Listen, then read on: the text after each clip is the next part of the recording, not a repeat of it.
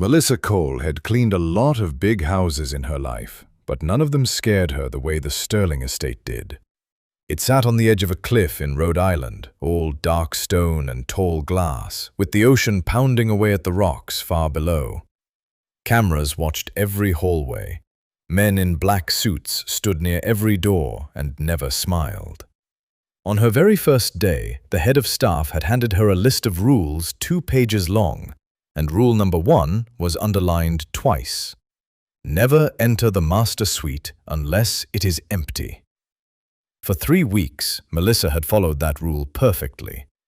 Tonight was her late shift, and the house felt quieter than usual. Most of the staff had gone home. Mr. Sterling, Austin, though nobody dared call him that, was down at the long dining table on the lower floor, eating alone the way he always did. She had watched him walk down at 7 o'clock sharp, straight-backed and silent, a man who looked like he was carved out of the same cold stone as his house, so the master suite should have been empty. Melissa pushed her cleaning cart down the carpeted hall, her arms full of fresh white linens. Her feet ached, her lower back ached. At 31, she carried more weight than the doctors liked, and long shifts on her feet reminded her of it every single hour. But this job paid better than any she'd ever had, and she needed every dollar. Her mother's medical bills didn't care how tired she was. She reached the tall double doors of the suite and knocked, soft and polite, the way she always did. No answer. She waited, counted to 5, then pushed the door open with her hip and stepped inside, her eyes already on the bed where the linens needed changing. That was her mistake. She should have looked up first, because Austin Sterling was standing right there by the window, half turned away from her, and he was not at dinner at all. He had a fresh dress shirt in his hands, and it was open all the way down the front. The last of the evening light came through the glass and fell across his bare chest. And Melissa saw everything before she could stop herself. Scars. Not 1 or 2. His whole chest and stomach were covered in them, thick and twisted, the skin pulled tight and shiny in some places, rough and rippled in others. Burn scars. Old ones, healed years ago, but so deep and so wide that they told a story no words ever could. They climbed up toward his shoulder and disappeared under the collar of the shirt he hadn't yet closed. For half a second, the whole world seemed to hold still. Then Austin's head snapped toward her. His face changed so fast it frightened her. The cold, tired look he always wore vanished, and something hard and defensive took its place. His jaw tightened, his eyes went sharp and dark, and his hands froze on the buttons of his shirt. She knew that look. It was the look of a man bracing himself to be stared at, to be pitied, to watch someone's face crumple into disgust. He was waiting for her to flinch. Melissa had seen that same expression before, though. She had seen it in the mirror, on her own face, many times when she was younger. And so she did not flinch. She did not gasp or look away or let her mouth fall open. Her eyes only softened, the way you'd look at someone you understood without needing to be told anything. Austin noticed. She saw him notice. His brow pulled together, confused, as if her reaction had thrown off everything he'd expected. "You're supposed to knock," he said, and his voice was low and rough, like gravel. "I did, sir," Melissa answered quietly. "I'm sorry. They told me you were at dinner." "I came back up." He pulled the 2 sides of his shirt together, fast, hiding the scars, and started forcing the buttons through with stiff fingers. "Get out." But Melissa didn't run. Something held her there, and before she could think better of it, her free hand moved to her own collar. She tugged the fabric aside just an inch, just enough, and turned slightly so the light caught her collarbone. There, curling up from beneath her shirt, was a scar of her own, a burn, old and pale now, but the same shiny, pulled tight kind of skin. She had carried it since she was 7 years old, "I know it's not the same," she said softly, "but I understand more than most people would." Austin went completely still. His fingers stopped on the buttons. His eyes dropped to the mark on her collarbone, then rose slowly back to her face, and for a long moment he just looked at her, as though he were seeing her for the very first time. All that hard anger drained out of him and left something underneath it that he clearly wasn't used to showing. Surprise. And under the surprise, something almost like relief. The silence stretched. Outside, the ocean kept crashing against the rocks. Melissa's heart was pounding. She was sure, absolutely sure, that she'd crossed some line and would be thrown out of the house within the hour. Men like Austin Sterling did not let the cleaning woman see their secrets and walk away. But he only finished his last button, slowly, and turned back toward the window and the darkening sea. "Leave the linens," he said. His voice had lost its edge. It sounded tired now and strangely gentle. "You can do the room tomorrow." "Yes, sir." She set the folded sheets carefully on the chair by the door. "Cole." He said her name without turning around. She stopped. "The men downstairs, my uncle's men and mine." A pause. "Don't tell any of them what you saw in here." "I wouldn't, sir," she said. "It's nobody's business but yours." He didn't answer, but she saw his shoulders lower just a little, the way a man's do when he sets down a weight he's been carrying too long. Melissa stepped out and closed the doors quietly behind her. Her hands were shaking as she gripped the cart. She had no idea what had just happened, or why she wasn't already packing her things. She only knew one thing for certain, standing alone in that silent hallway with her heart still racing. She had walked into that room as a maid nobody noticed. She was not going to walk out of this house as the same woman. Melissa barely slept that night. She lay awake in her small rented room a few miles from the estate, staring at the ceiling, going over every second of what had happened in that suite. By morning, she had convinced herself the worst was coming. Rich men didn't like loose ends. She had seen a secret she was never meant to see, and she was certain the head of staff would meet her at the door with her final paycheck and a warning to keep her mouth shut. She got dressed with heavy hands. She ate nothing. On the drive over, watching the gray ocean roll past her window, she practiced what she would say when they let her go. "Thank you for the chance. I understand." Simple, polite, no fuss. She had been let go from jobs before. She knew how to swallow it and keep walking. But when she reached the staff entrance, nobody handed her a paycheck. Instead, the head of staff, a stiff older woman named Mrs. Dunn, was waiting with a clipboard and a strange expression on her face. She looked Melissa up and down like she was trying to solve a puzzle. "You've been reassigned," Mrs. Dunn said. Melissa's stomach dropped. "Reassigned, ma'am?" "To the private wing, Mr. Sterling's floor. His study, his library, his suite." The woman said it the way you'd announce a promotion you didn't understand or approve of. "You'll answer only to him now, not to me. Those were his instructions this morning." Melissa didn't know what to say. In 3 weeks, she had learned that no one worked the private wing except Austin's most trusted staff, people who had been with the family for years. She had been there 21 days. "There must be a mistake," she managed. "There's no mistake." Mrs. Dunn handed her a new set of keys, heavier than her old ones.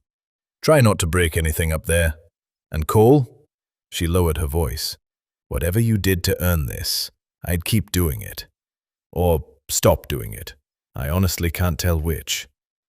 So Melissa climbed the stairs to the private wing, her new keys cold in her palm, more confused than she had ever been in her life.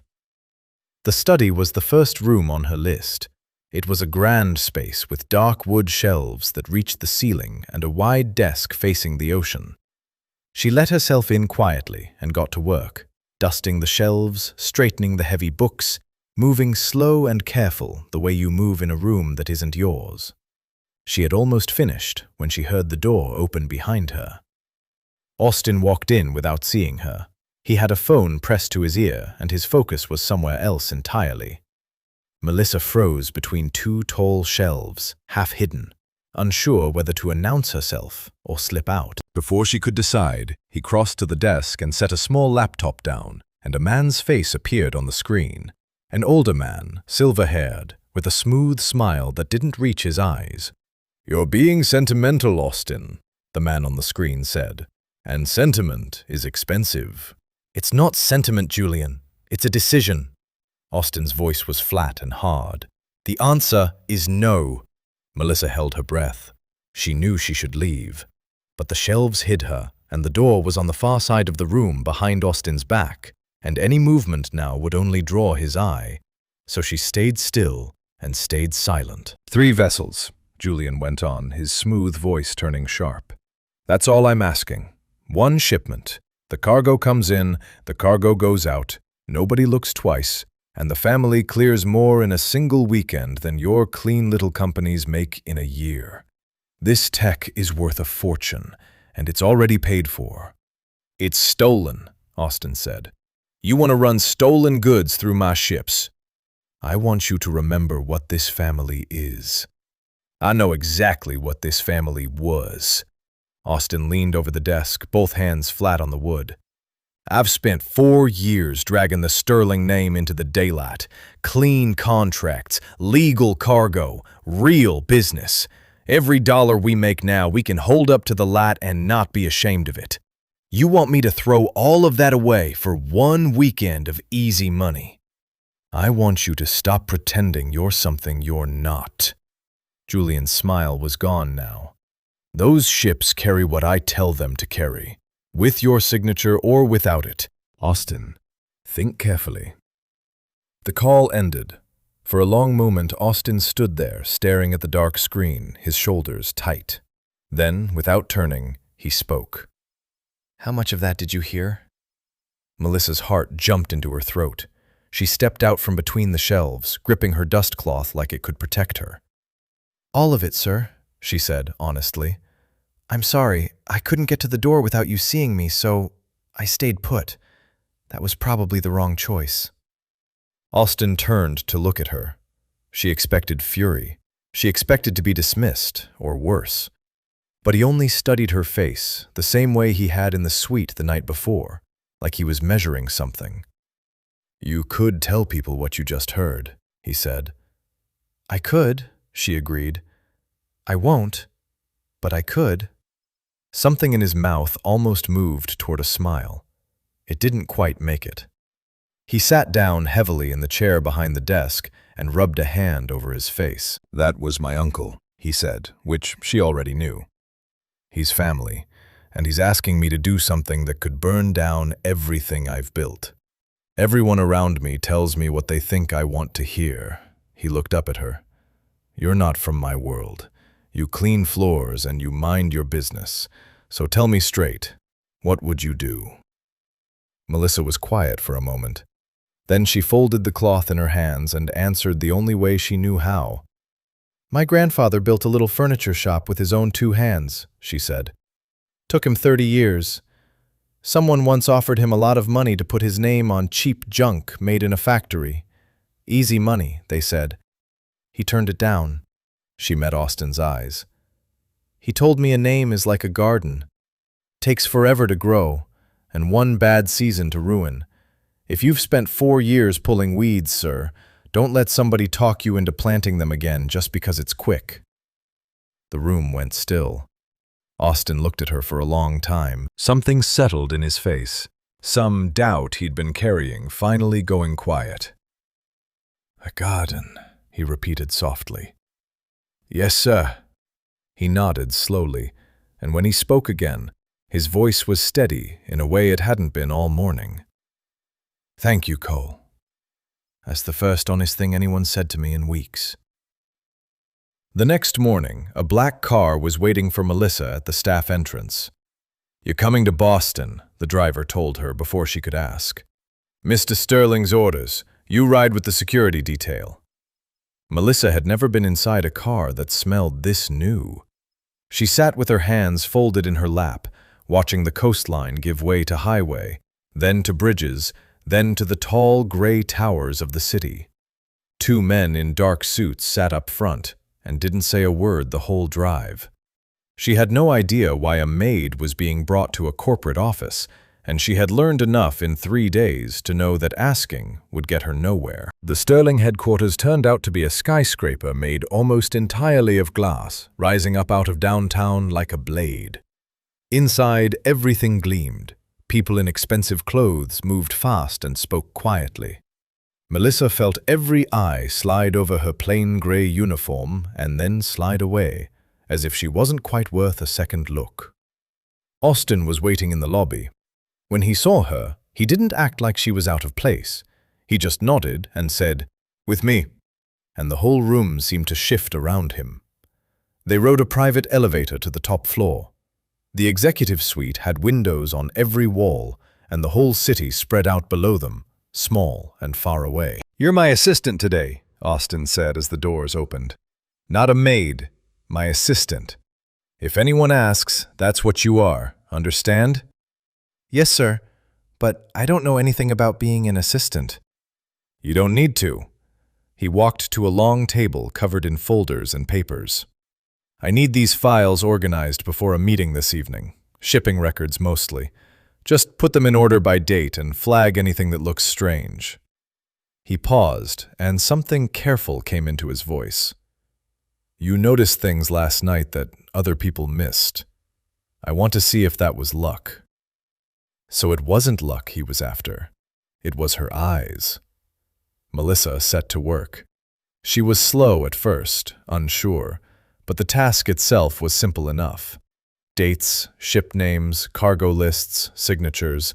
She sorted the folders into neat stacks along the table, reading each page carefully because she didn't want to make a mistake in a place like this. Hours passed. The light outside turned golden as the afternoon wore on. It was in the third stack that something caught her. She almost missed it. The pages all looked the same after a while, a blur of numbers and codes. But Melissa had spent years cleaning houses where nothing could be a hair out of place, where a single crooked frame stood out to her like a shout. And these 2 pages were out of place. She read them again, then a third time to be sure. "Sir?" she said. Austin looked up from his own desk across the room.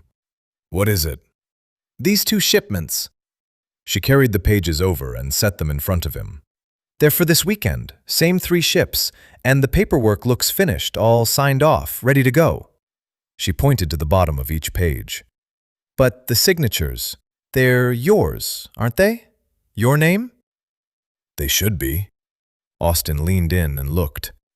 Then his whole body went still. "That's not my signature," he said quietly. "I thought it might not be. The loops are wrong." Melissa pointed. "See how your real signature leans forward? This one leans back. And the cargo codes on these 2 don't match anything in the other folders. Everything else this month is furniture, machine parts, clean stuff with long descriptions. These 2 just say general freight. No details at all. Like somebody didn't want them looked at too closely." Austin picked up the pages slowly. His jaw had gone tight, and a muscle worked in his cheek. He read them, then read them again, and Melissa could almost see the pieces falling together behind his eyes. "This weekend," he said, half to himself. 3 vessels. General freight. He set the pages down. He's already done it. He's scheduled the shipment. He forged my name on the manifests, so the cargo load's under my authority, and by the time I notice, the ships are already at sea carrying stolen goods with my signature on the paperwork. He looked up at her. "If those ships get boarded, the blame lands on me. Not him. Me." Melissa's stomach turned cold. "Your uncle did this?" "He warned me he would. With my signature or without it," he said. Austin stood, and the calm way he did it was somehow more frightening than shouting would have been. "I didn't think you'd move this fast." He walked to the window and stood looking out at the city, his hands clasped behind his back. For a long moment he said nothing, and Melissa didn't dare interrupt. She just gathered the 2 forged pages and held them, unsure what to do with something so dangerous. "You found in one afternoon what my accountants missed for a week," Austin said finally, without turning around. "They weren't looking for it, sir," Melissa said. "You don't find a crooked frame if you already believe the wall is straight." That almost got a laugh out of him. Almost. He turned back to face her, and there was a new weight in the way he looked at her now. Something past surprise. It was the look of a man realizing he'd been underestimating the most useful person in the building. "Keep those 2 pages separate from everything else," he said. "Don't let them out of your sight. Don't photograph them, don't mention them, don't leave them on any desk. If Julian planted this, he'll want it to disappear the moment he knows I've seen it." "Yes, sir." She slid the pages into an empty folder and held it against her chest. "What are you going to do?" Austin was quiet. Outside, the sun was sinking behind the towers, throwing long shadows across the glass. "He wants to force my hand," he said. "He thinks that because I won't say yes, he can just take the answer from me. He's counting on me being too proud to fight family in the open and too slow to catch it before it's done." A hard edge came into his voice. He's about to learn he was wrong on both counts. He crossed the room and stopped in front of her, and for the first time since she'd met him, he spoke to her not like a boss to his staff, but like one person to another. "You didn't have to tell me about those pages," he said. "You could have kept your head down. Most people would have." "Most people don't clean for a living, sir." She managed a small smile. "We notice the dirt, others walk right past." Julian had chosen a country club in Connecticut for his luncheon, and it was the kind of place that made Melissa feel like she'd walked into a magazine. Green lawns stretched out forever, so smooth they looked painted. Men in pale suits laughed on wide stone terraces. Waiters moved between white-clothed tables carrying trays of glasses that caught the sun. Everything smelled like cut grass and money. Melissa, in a plain dark dress that Austin's staff had found for her that morning, felt like a smudge on a clean window. "Stay close to me," Austin murmured as they walked in. "Say nothing unless I ask. Julian likes to test people. Don't let him rattle you." "Why am I here at all, sir?" she asked quietly. "I don't belong in a place like this." "That's exactly why you're here." He didn't slow his stride. "He thinks I brought you to insult him. Let him think it. I brought you because you see things nobody else does, and because I don't leave what's mine within his reach." Melissa didn't have time to wonder what that last part meant. They had reached the terrace, and Julian was rising from his table to meet them. Up close, he was even smoother than he'd looked on the laptop screen. Silver hair combed back, a warm handshake, a smile that spread across his face like syrup. He clasped Austin's hand in both of his. "Nephew, you came!" He turned that smile on Melissa, and it changed just slightly, like a light dimming. "And you brought company. How thoughtful. Though I confess I don't recognize the face. New to the executive team, are we?" "This is Miss Cole," Austin said. "She's with me." "With you?" Julian's eyes moved over her dress, her shoes, her folded hands, reading her the way she'd read those shipping pages. He knew exactly what she was. She could see it land in his expression, the small flicker of contempt beneath the charm. "How lovely. And what is it you do, Miss Cole?" Melissa opened her mouth, but Austin answered first. "She works for me." "Yes, I gathered that." Julian gave a soft laugh and turned to the other men at his table, raising his voice just enough to carry. "My nephew has always had a soft heart, bringing the help to lunch. In my day, we kept our staff in the kitchen, but the young run things differently now." A few of the men chuckled. "Tell me, girl, do you even know which fork to use? Or shall I have someone draw you a diagram? The chuckles grew. Melissa felt her face go hot. She kept her eyes down and her hands still, the way she'd been taught to disappear in rooms full of people who mattered more than she did. She was used to this. It stung, but she was used to it. What she was not used to was what happened next. "That's enough, Julian!" Austin's voice cut across the terrace, low and cold, and the laughter died at once.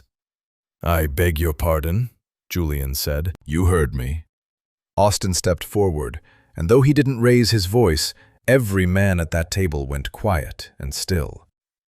"Miss Cole noticed a problem in our shipping records this week that a room full of people I pay very well managed to miss.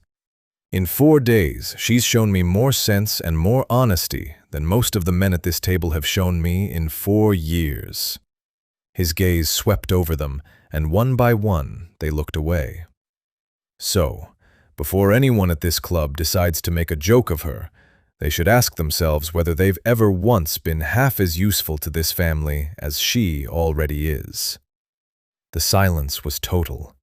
Somewhere across the lawn, a bird called out.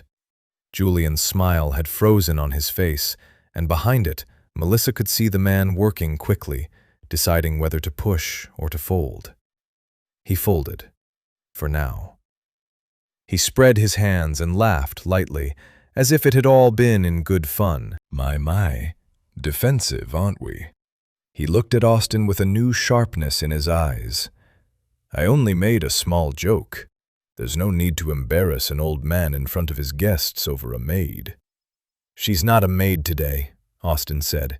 "She's my guest, and she'll be treated like one, or the guests who can't manage that can leave." Julian's jaw tightened, just for a second, then smoothed over. "Of course. Please, sit. Both of you. Let's not spoil a beautiful afternoon." They sat, and though the conversation moved on to shipping routes and quarterly numbers and a dozen other things Melissa only half understood, she felt Julian's eyes returning to her again and again throughout the meal, not with contempt now, with something colder and more careful. He had learned something at that table that he didn't like. He had learned that his nephew would defend this woman in public, in front of everyone who mattered to him. And that meant she wasn't nothing. That meant she was a piece on the board. When the luncheon finally ended and they walked back across the lawn toward the car, Melissa let out a breath she felt like she'd been holding for an hour. "You didn't have to do that, sir," she said. "I've been laughed at before. It doesn't break me. You could have just let it go." "No," Austin said. "I couldn't." He stopped walking and turned to face her, there on the wide green lawn with the club behind them. "My whole life, people have laughed at other people to make themselves feel bigger," he said. "My uncle built his entire idea of himself on being the man at the top of the table, looking down. I spent years thinking that was strength." He shook his head slowly. "It isn't.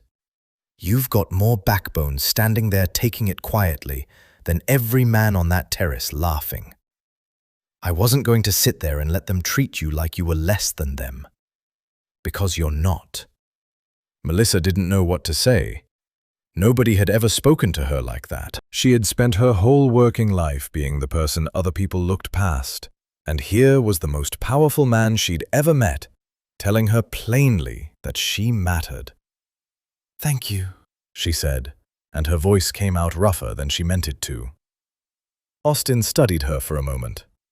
Something had shifted between them, and they both felt it. She was no longer just the sharp-eyed maid who caught his uncle's tricks, and he was no longer just the cold man in the stone house. "Come on," he said, and there was warmth in it now. "Let's get you home before Julian thinks of something clever."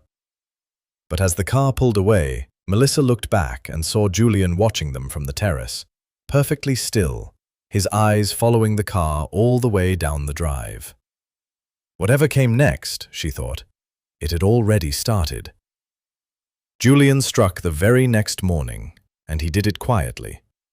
Melissa was back at the coastal estate, working her way through the guest wing where Julian had been staying during his visits. It was a beautiful part of the house, all high ceilings and antique furniture, and she moved through it the way she always did, careful and thorough, dusting the shelves and straightening the heavy curtains.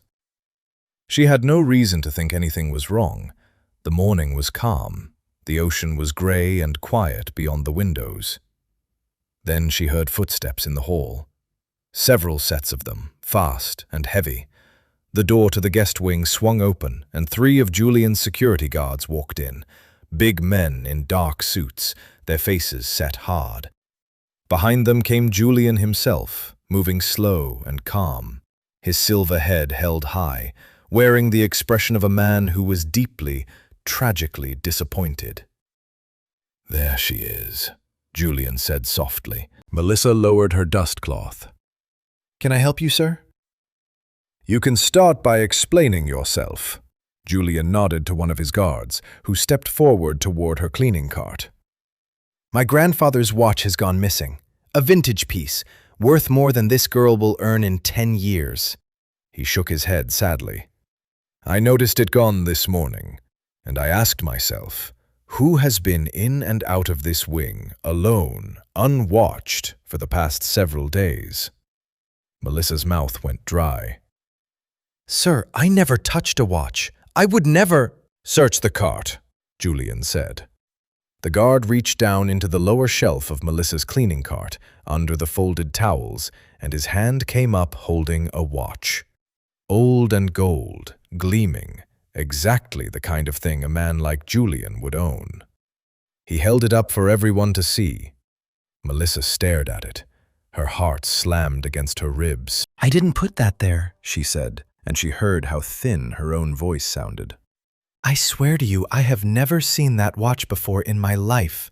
Somebody put it there. I didn't—" "Of course you'd say that." Julian's voice was gentle, almost kind, and that made it worse. "They always say that." He turned to his men. "Take her. We'll have some questions for her, away from the house. People who steal rarely work alone, and I'd like to know who else on this staff has sticky fingers." The 2 largest guards moved toward her. Melissa backed up until her shoulders hit the wall. There was nowhere to go. Her mind raced, scrambling for something, anything, but she was a maid, alone in a wing full of Julian's men, and no one was coming. She thought of her mother, of the bills, of how quickly a good thing could turn into a nightmare. Her hands were shaking. "Stop!" The single word came from the doorway, and it froze everyone in the room. Austin stood there. He hadn't shouted. He'd said it plainly, the way you'd set down a heavy stone, and yet the whole room went silent under it. His eyes moved from the guards, to the watch, to Melissa pressed against the wall, and Melissa saw him take in every detail of the scene in one slow sweep. "Nephew?" Julian recovered smoothly, spreading his hands. "I'm sorry you have to see this. Your little assistant, it turns out, is a thief. My grandfather's watch, found in her cart. I'm handling it. There's no need for you to trouble yourself with staff matters." "Handling it," Austin repeated. He walked into the room, unhurried, and stopped between his uncle's men and Melissa. "You mean handing her over to your men to be taken somewhere off my property and questioned? On my estate, without a word to me?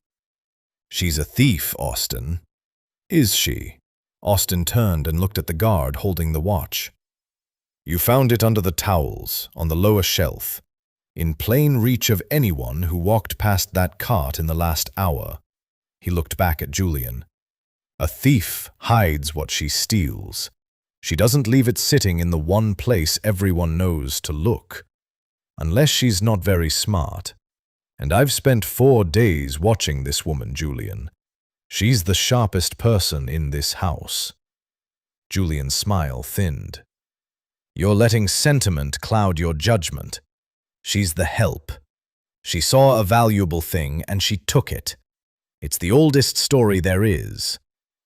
"It is an old story," Austin agreed. "And so is this one. A man wants to get rid of someone who's become inconvenient to him. So he plants something, makes an accusation, takes her away where no one can watch what happens next. He stepped closer to his uncle, and his voice dropped low. You think I don't see exactly what this is? The two men stood face to face. The guards had gone still, waiting, uncertain now which way this would break. This is my house, Austin said, and every word was iron. Not yours. Under this roof, no one is dragged anywhere on your say-so. No one is taken off my property to be questioned by your men. If there's a theft in my home, I handle it. Me. With the police, if it comes to that, and with proof. Not with your muscle and your convenient timing. You would take a maid's word over your own blood? Julian's calm was cracking now, real anger showing through. I'd take the truth over both, Austin said. And the truth is, you've been in this wing all morning. Your men have been in and out, and the moment I start defending this woman in public, your grandfather's watch turns up in her cart. He let that hang in the air. You're a lot of things, Julian. Careless has never been one of them, so don't insult me by pretending this was an accident. For a long moment, nobody moved. The ocean hissed against the rocks below the windows. Julian's face had gone tight and pale, all his easy charm burned away, and Melissa saw something dangerous flicker in his eyes before he mastered it. Fine, Julian said at last, his voice clipped. Keep her. Coddle her. When she robs you blind, don't come crying to me. He snapped his fingers at his men. We're done here. The guards filed out. Julian paused at the door and looked back, first at Austin, then at Melissa, and his gaze lingered on her with cold promise. Enjoy your protection, girl, he said softly. While it lasts. Then he was gone. The room emptied, and suddenly it was just the two of them. Melissa's legs felt weak. She slid down the wall until she was sitting on the floor, her hands over her face, and for the first time in years she felt tears coming and couldn't stop them. Austin crossed the room and crouched down in front of her. You're all right, he said quietly. You're safe. He won't touch you. I give you my word. He's not going to stop, Melissa whispered through her hands. He's going to keep coming, isn't he? Austin was quiet for a moment. Yes, he said honestly. But so am I. Austin didn't wait for Julian to make his next move. The following afternoon, he had Melissa driven down to a private dock where a sleek white yacht sat waiting on the water. She'd never been on a boat bigger than a fishing skiff, and she stood on the dock staring up at it, unsure whether she was being rescued or exiled. It's just for a few days, Austin said, coming up beside her, until I've dealt with the frame-up. Out here, off the coast, there are no guards but mine, no cameras but mine. Julian can't reach you, and he can't stage anything else while I get to the bottom of what he already tried. He glanced at her. You'll be safe. That's all that matters right now. You're sending me away, she said quietly. I'm keeping you close, he corrected. I'm coming too. They motored out until the coastline was a thin, dark line behind them, and the estate was gone from view. The water opened up wide and blue-gray in every direction, and the wind smelled of salt and clean air. For the first time since she'd walked into that master suite 5 days ago, Melissa felt the knot in her chest begin to loosen. That evening, they sat on the open deck as the sun began to sink toward the water. A small table between them held coffee neither of them had touched. The crew kept to the far end of the boat, out of earshot. For a long while, neither of them spoke. There was something about the quiet out there, the endless water and the fading light, that made talking feel unnecessary. It was Austin who broke the silence. You never asked, he said. Asked what, sir? About the scars. He was looking out at the horizon, not at her. Everyone asks, sooner or later. They pretend not to want to, and then they ask. You never have. Melissa wrapped her hands around her cooling coffee cup. It's yours to tell or not tell. Didn't seem like my business. Austin was quiet for a moment. Then he began to speak, slowly, like a man opening a door he kept locked most of the time. I had a younger brother, he said. Daniel. Years ago, before any of this, our family owned a set of old warehouses down by the water. One night, one of them caught fire. Bad wiring, they said afterward. Daniel was inside. He'd gone in to pull out some paperwork, something that didn't matter at all, and the fire moved faster than anyone expected. His hands tightened on the deck rail. I went in after him. I got him out, but the roof came down while we were still inside, and I took most of it across my back and chest before we made the door. You saved him, Melissa said softly. I did. Austin's jaw worked. He lived. He moved away years ago, has a family now, a quiet life, far from all this. I've never once regretted going in, but I spent a long time afterward hating what it left behind. He finally turned to look at her. For years, I wouldn't let anyone see, not staff, not the few people I trusted. I'd change with the lights off. I got so used to the flinch on people's faces that I stopped giving them the chance. His voice quieted. And then a maid walked into my room by mistake, and she didn't flinch at all. Melissa held his gaze. Because I know what it feels like to be looked at like you're broken. Tell me, Austin said. If you want to. She was quiet for a moment, watching the sun touch the water. Then she reached up and touched her collarbone, the way she had that first evening. I was 7, she said. My mother worked nights, so my grandmother watched me. One evening there was a pot of oil on the stove, and I was too small and too curious, and I reached up where I shouldn't have. She breathed out slowly. My grandmother pulled me back, but not before it caught me. Here, and down my shoulder. She touched the spot lightly. It healed, but kids at school found it, of course. They made fun of you. For years. She gave a small, tired smile. There was a boy who used to call me Melted every time he passed my desk. Melissa the Melted. Some of the others thought it was funny. She shook her head. I stopped wearing anything that showed my neck. Started keeping my head down, staying quiet, trying to take up as little space as I could. And then I grew up, and I got bigger instead of smaller. And there was a whole new thing for people to laugh at. She looked at him. So when I walked into your room and saw your scars, I didn't see something to be afraid of. I just saw somebody who'd learned the same lesson I did. That people will use whatever they can find to make you feel small. The sun was half gone now, the sky burning orange and pink over the darkening sea. Austin was watching her with an expression she hadn't seen on him before, something open and unguarded. They were wrong about you, he said. They were wrong about you too, she answered. For a long moment, they just sat there, two people who had spent their whole lives learning to hide, sitting out on the open water with nothing hidden between them. You know what's strange? Austin said finally. I've spent 4 years surrounded by people who want things from me. Money, favors, protection, a piece of the business. Everyone at that table in Connecticut, everyone in that office in Boston, my own uncle. They all want something. He shook his head slowly. You're the only person in a long time who's never once asked me for a single thing. That's not true, Melissa said gently. I asked you not to fire me on the first day. That got a real laugh out of him, the first she'd ever heard, low and surprised, and it changed his whole face.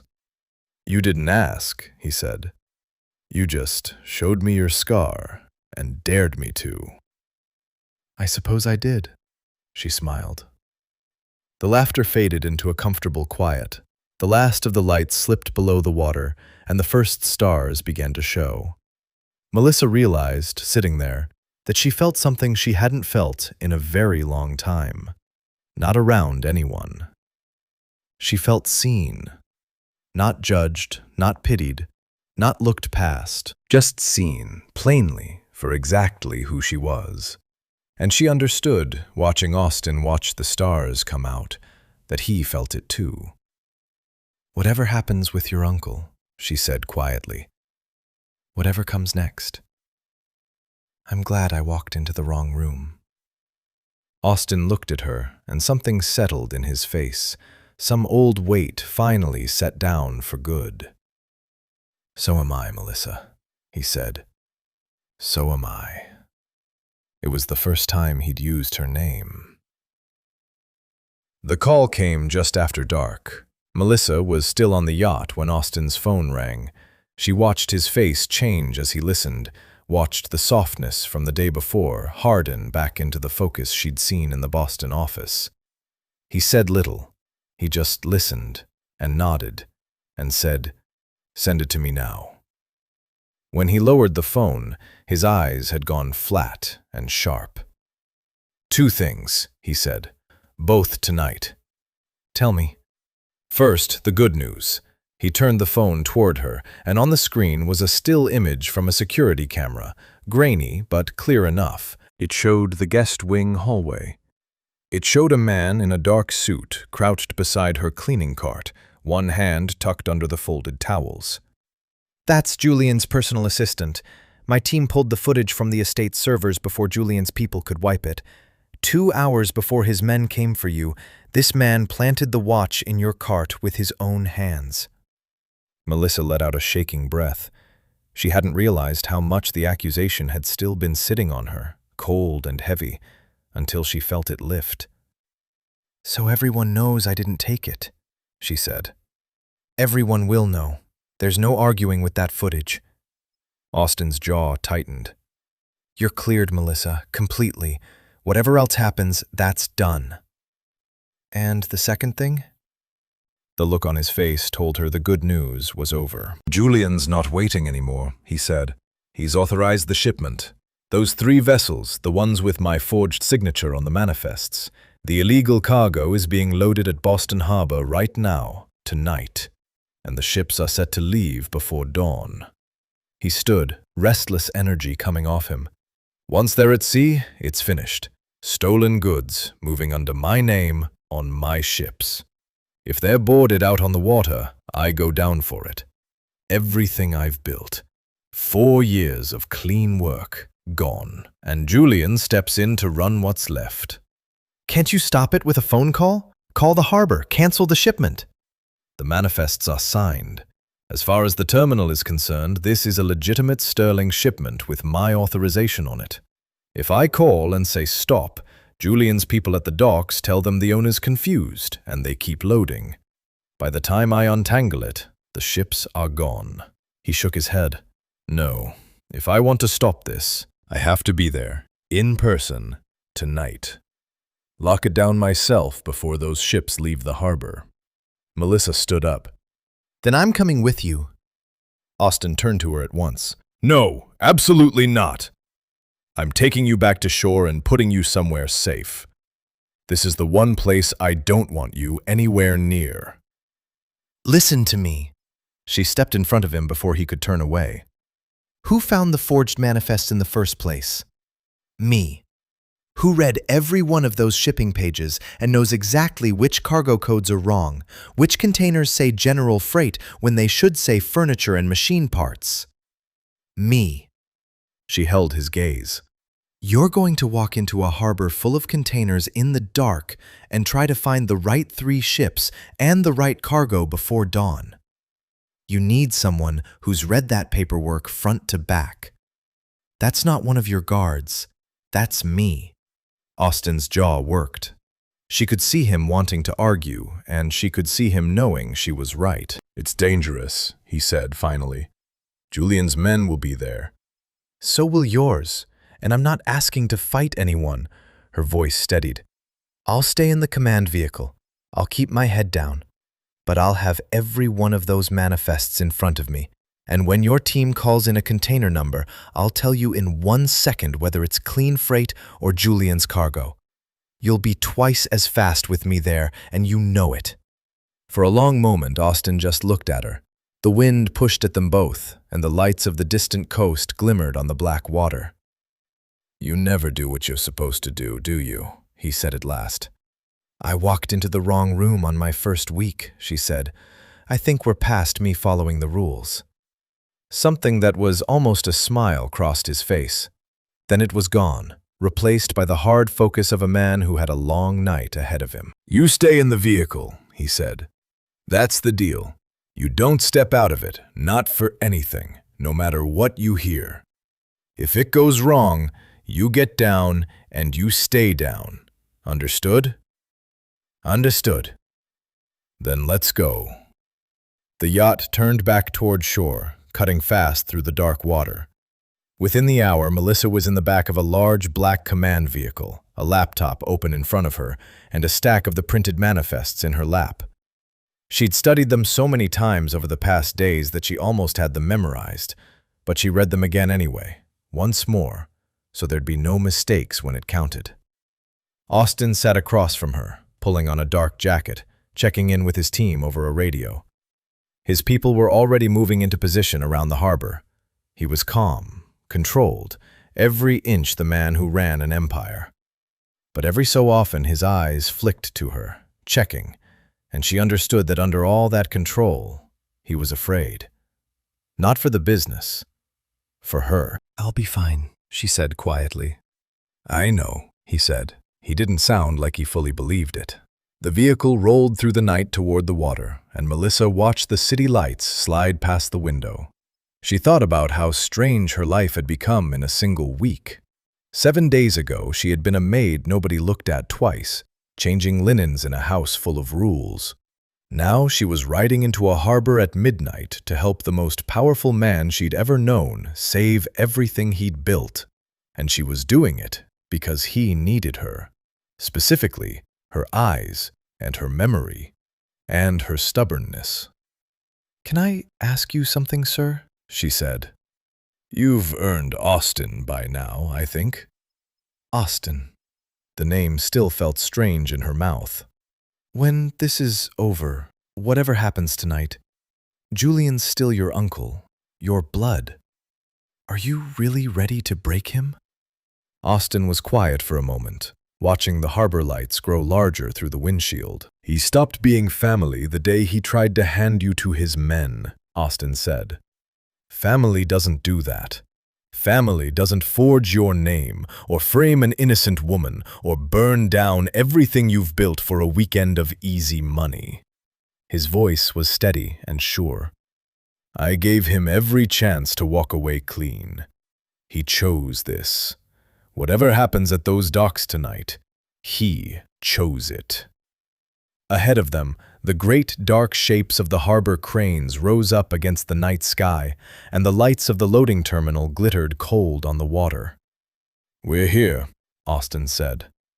The harbor was a maze of steel and fog. Rows of shipping containers stood stacked 5 and 6 high, dark canyons of metal that swallowed the weak dock lights. The great cranes loomed overhead, their long arms swinging slowly against a sky that was still black but would soon turn gray. Somewhere out in the mist, machinery hummed and clanked, and the whole place smelled of salt and diesel and cold iron.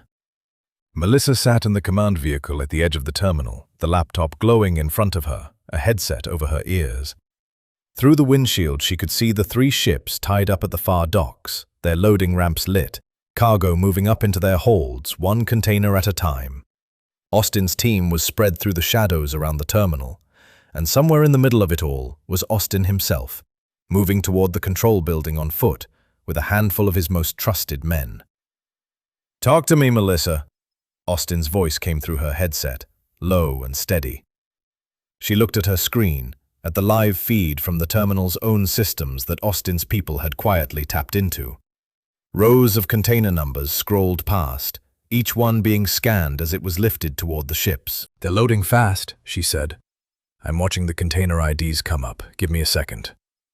Her eyes flicked between the screen and the printed manifests in her lap. "There, container 4719. That's one of Julian's. It's marked general freight with no cargo detail. and it's queued for the middle ship. They just started lifting it. Which crane? The center one, the tall one. Copy. A pause. We're almost at the control room. Keep feeding me the numbers. Melissa read them off as fast as they came. Most were clean, the legitimate sterling cargo, furniture and machine parts with long, honest descriptions. But every so often one of Julian's containers surfaced in the queue, those blank general freight entries, and each time she called it out. 4719, 4803, 5112. She was building Austin a map of exactly which containers held the stolen goods and which cranes were moving them. Then, through her headset, she heard it. A door slamming open, raised voices, and underneath it all, Austin's voice, calm and cold. Julian. Melissa gripped the edge of the laptop and listened. In the terminal's control room, Austin had walked in on his uncle, standing over a bank of screens and controls, a clipboard in his hand, overseeing the loading like a man conducting an orchestra. Two of Julian's guards were with him. They reached for their jackets when Austin entered, but Austin's men filled the doorway behind him, more of them, and the guards went still. Julian turned slowly, and for once, his smooth smile didn't come. "Austin," he said, "you shouldn't be here." "Neither should you." Austin stepped into the room. "You forged my name, you put stolen cargo on my ships, and you were about to send them out to sea and let me take the fall." He looked at the screens, at the containers moving up the ramps. "Stop the loading, right now." "It's already done," Julian said. "The ships leave at dawn. You can't unwind it. The manifests are signed, the cargo's aboard, and by the time you sort out what's yours and what's mine, they'll be in open water. You've lost, nephew. Accept it with some dignity." "You're right about one thing," Austin said. "I can't sort it out by hand, not in time." He turned his head slightly, speaking into his own radio without taking his eyes off his uncle. "Melissa, you've got every container number. Give the crane codes to my man at the terminal panel. All of them, now." Melissa's fingers flew. She read out the container IDs and the crane assignments, one after another, fast and clear, and on the other end, Austin's technician entered them into the terminal's automated system. She heard the man confirm each one. "Got 'em," the technician said. "Lock in the cranes now." Out beyond the windshield, Melissa watched it happen. One by one, the great cranes shuddered and stopped. Their long arms froze in mid-swing, containers hanging in the air, the whole loading operation grinding to a halt. Alarms began to sound across the terminal, low and steady. The automated system, fed the flagged container numbers, had locked down every crane carrying suspect cargo. Julian's stolen goods hung suspended over the docks, unable to move up into the ships, unable to move back down. Trapped. In the control room, Julian stared at the screens as his entire operation seized up in front of him. "What did you do?" he breathed. "I locked it," Austin said. "Every container your people flagged as general freight is frozen right where it is.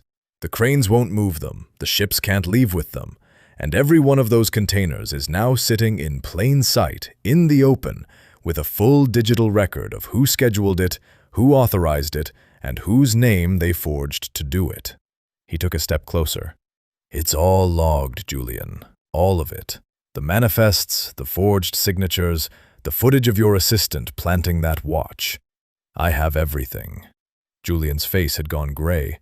The charm, the confidence, the smooth certainty, all of it drained away, and what was left underneath was just an old man watching his last move fail. "You'd ruin your own family," he said. "You'd hand your own blood to the authorities." "No," Austin said. "I wouldn't do that to the family name. Dragging a sterling through the courts would hurt everyone, and you know it.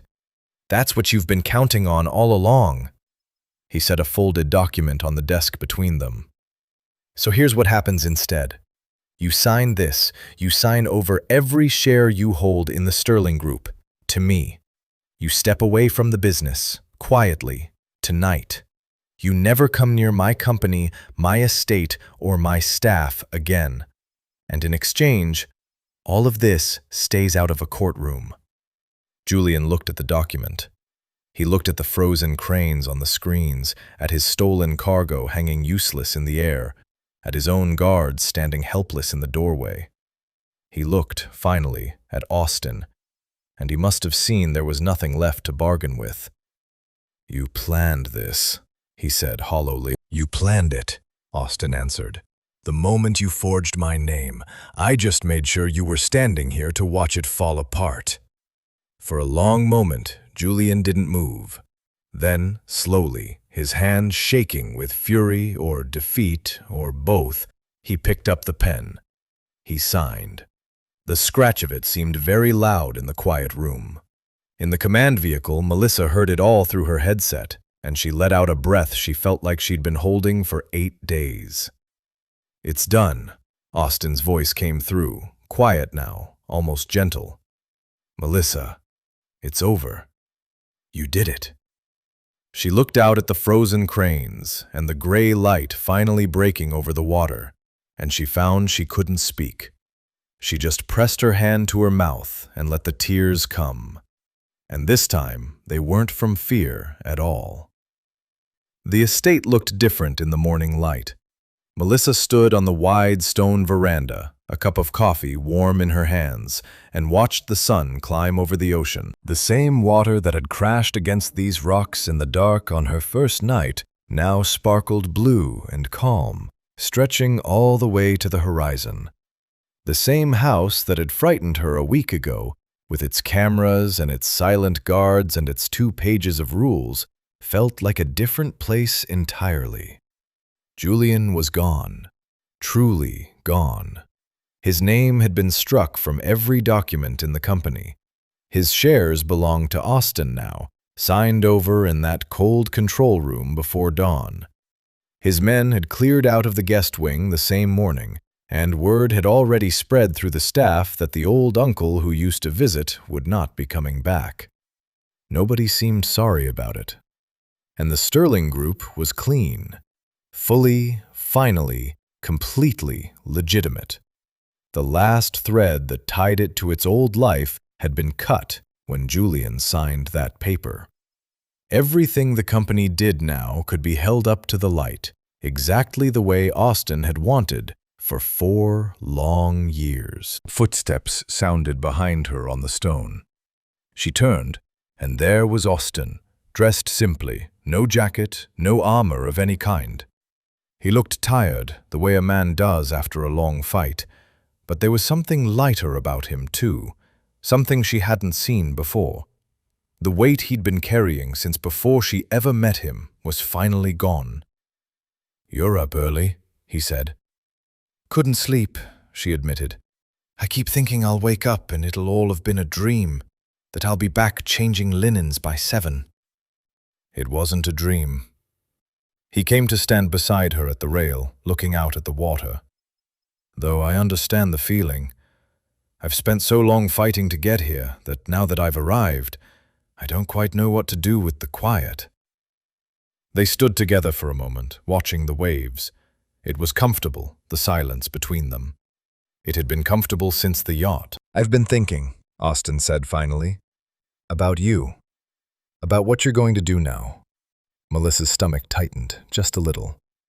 "I suppose I'll go back to my work. The private wing still needs cleaning. Mrs. Dunn will be glad to have someone up there who knows the rooms." "No," Austin said. "You won't." She looked at him, and for a moment the old fear flickered. The fear from that very first morning when she was sure she'd be let go. "You're not sending me away, are you? After everything?" "Not sending you away." He reached into his jacket, which she now saw he'd folded over the rail, and drew out a document. He held it out to her. "Offering you something, if you'll take it." Melissa set down her coffee and took the papers with careful hands. She read the top line. Then she read it again, because the first time her eyes must have made a mistake. It was a contract. Her name was on it, printed neat and formal, and beside it was a title. Head of Logistics and Corporate Security, the Sterling Group. She looked up at him, her mouth open, no words coming out. I don't understand, She managed. It's simple. Austin turned to face her fully. You found a discrepancy in my shipping logs that a room full of paid accountants missed. You spotted my uncle's forgery when nobody else did. You memorized manifests well enough to map an entire harbor in the dark. You kept your head in a command vehicle at midnight when men twice your size were losing theirs. He shook his head slowly. There isn't a person in my company who can do what you do. So I'm not going to have you cleaning my floors. I'm going to put you in charge of making sure nothing like this ever happens again. Austin, I clean houses, Melissa said, and her voice cracked. I don't have a degree. I don't know how to run a department. I don't know the first thing about corporate anything. You know how to look at something and see what's wrong with it, he said. You know how to notice the crooked frame on a straight wall. That's not something I can teach the people I already have. I've tried. He nodded at the contract in her hands. The rest you can learn. You'll have training. You'll have a team. You'll have every resource this company can give you. But the eyes, Melissa, the eyes are yours, and I'd be a fool to waste them on linens. Melissa looked down at the paper again. Her name, that title. A salary printed at the bottom that made her breath catch, more money than she'd ever imagined earning. Enough to clear her mother's bills 10 times over and never lie awake worrying about them again. She thought about the 7-year-old girl who got burned, reaching for something she shouldn't have. She thought about the boy who called her melted, and all the years she'd spent making herself small, keeping her head down, trying to take up as little space in the world as she could. She thought about walking into that master suite a week ago, certain she was nobody, certain she'd be thrown out for what she'd seen. And now here she was, on a veranda over the ocean, being handed a life she never once let herself dream of. Why? She asked quietly. Really? Why me? Austin was quiet for a moment, looking out at the water. When he answered, his voice was low and sure. Because a week ago, I was a man who'd forgotten how to trust anyone, he said. I'd been alone so long I'd made a fortress out of this house, and a fortress out of myself. And then someone walked into the one room I never let anyone into. And instead of flinching, she showed me her own scar. He turned to her. You didn't save my company because you're clever, though you are. You saved it because you're honest, and because you're brave, and because you looked at the worst parts of me and didn't turn away. That's not something money can hire. That's something you either have or you don't. He nodded at the contract. You have it. So the question isn't why you. The question is why anyone else. Melissa's eyes were wet. She looked at the paper one more time, at her name and that impossible title, and then she looked at the man standing beside her.